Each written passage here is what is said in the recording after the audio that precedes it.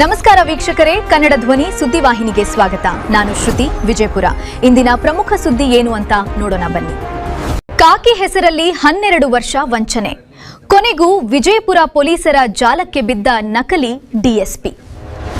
Police ಉದ್ಯೋಗ ಕೊಡಿಸುವ ಆಮಿಷ ಒಡ್ಡಿ ಲಕ್ಷಾಂತರ ರೂಪಾಯಿ ವಂಚನೆ ಮತ್ತು ಅಪಹರಣ ಹಾಗೂ ಕೊಲೆ ಯತ್ನ ಪ್ರಕರಣದಲ್ಲಿ 12 ವರ್ಷಗಳಿಂದ ತಲೆಮರೆಸಿಕೊಂಡಿದ್ದ ನಕಲಿ ಡಿಎಸ್ಪಿ ಆರೋಪಿಯನ್ನ ವಿಜಯಪುರ ಪೊಲೀಸರು ಬಂಧಿಸಿದ್ದಾರೆ. ಈ ಪ್ರಕರಣದ ರೋಚಕ ಕಹಾನಿಯನ್ನ ಎಸ್ಪಿ ಲಕ್ಷ್ಮಣ್ ನಿಂಬರಗಿ ಅವರು ಎಳೆ ಎಳೆಯಾಗಿ ಬಿಚ್ಚಿಟ್ಟಿದ್ದಾರೆ. ನೋಡೋಣ ಬನ್ನಿ. 2014ರಲ್ಲಿ ನಮ್ಮ ವಿಜಯಪುರ ನಗರದ ಎಪಿಎಂಸಿ ಪೊಲೀಸ್ ಠಾಣೆಯಲ್ಲಿ ಒಂದು ಕಿಡ್ನಾಪಿಂಗ್, ಅಟೆಂಪ್ಟ್ ಟು ಮರ್ಡರ್ ಮತ್ತು ಚೀಟಿಂಗ್ ಒಂದು ಪ್ರಕರಣವು 2014ರಲ್ಲಿ ದಾಖಲಾಗಿತ್ತು. ಆ ಪ್ರಕರಣದಲ್ಲಿ ಸಂಪತ್ ಕುಮಾರ್ ಸಿದ್ದನಗೌಡ ಪಾಟೀಲ್ 31 ವರ್ಷ, ಬಾಗಲಕೋಟೆ ಜಿಲ್ಲೆ ಹುಣಗುಂದ ತಾಲೂಕಿನವನು. ಈತ ಡಿಎಸ್ಪಿ ಇದ್ದಾನೆ ಅಂತಂತೇಳಿ ಪೊಲೀಸ್ ಇಲಾಖೆಯಲ್ಲಿ PSI ಮತ್ತೆ ಪೊಲೀಸ್ ಕಾನ್ಸ್ಟೇಬಲ್ ನೌಕರಿಯನ್ನು ಮಾಡಿಸ್ಕೊಡ್ತೀನಿ ಅಂತ ಹೇಳಿ ನಮ್ಮ ವಿಠಲ್ ಛಾಯಾಗೋಳ ಅನ್ನುವಂತ ಕಾಕಂಡ್ಕಿ ಹಳ್ಳಿಯವನು ಆತನ ಕಡೆಯಿಂದ ದುಡ್ಡನ್ನ ತಗೊಂಡಿರ್ತಾನೆ. ದುಡ್ಡನ್ನ ಕೇಳಿದಾಗ ಕಿಡ್ನಾಪ್ ಮಾಡಿಬಿಟ್ಟು ಆತನನ್ನ ಕೊಲೆ ಮಾಡುವ ಒಂದು ಪ್ರಯತ್ನವನ್ನು ಕೂಡ ಮಾಡಿರ್ತಾನೆ. ಆ ಹಿನ್ನೆಲೆಯಲ್ಲಿ ಪ್ರಕರಣ ದಾಖಲಾಗಿ ಈತ ಬಂಧಿತನಾಗಿ ಮಾನ್ಯ ನ್ಯಾಯಾಲಯದಲ್ಲಿ ಚಾರ್ಜ್ ಶೀಟ್ ಸಬ್ಮಿಟ್ ಆಗಿರುತ್ತೆ.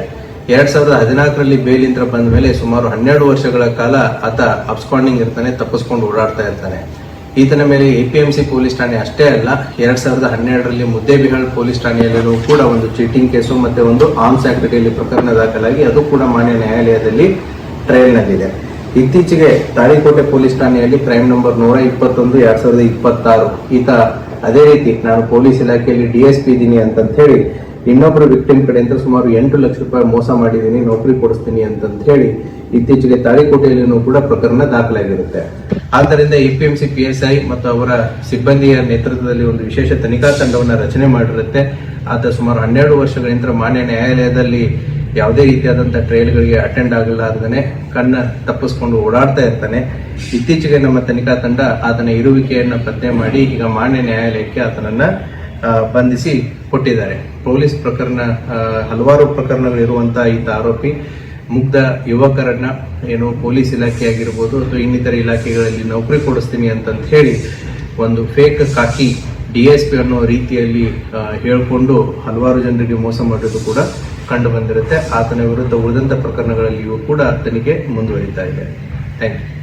ಕರ್ನಾಟಕದ ಹೃದಯದಿಂದ ಕನ್ನಡ ಧ್ವನಿ ಟಿವಿ ನ್ಯೂಸ್. ಸಮಗ್ರ ಸುದ್ದಿ ಮತ್ತು ವಿಶ್ಲೇಷಣೆಗಾಗಿ ವೀಕ್ಷಿಸಿ.